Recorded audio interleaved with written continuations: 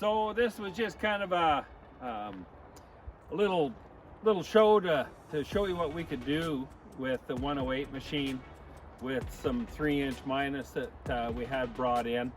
There was about 25-30 yards total. We ran through a little over 20 probably. Andy said it was about 30 minutes on the machine there, screening. So kind of the beauty of this, you can buy the more inexpensive 3-inch minus material. We made some clean stone here.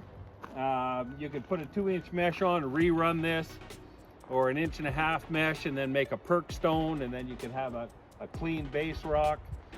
Got 5/8 minus in the screener here, and you can see the pile of it over off to the side of me here in that pile. So you got 5/8 minus, 3-inch minus, you've got 5/8 to 3-inch clean, at a rate of, if it was say 20 yards in 30 minutes, you're about 40 yards an hour. Doing that with a skid steer, with a Kubota SkidSteer and a 108 machine off the riser.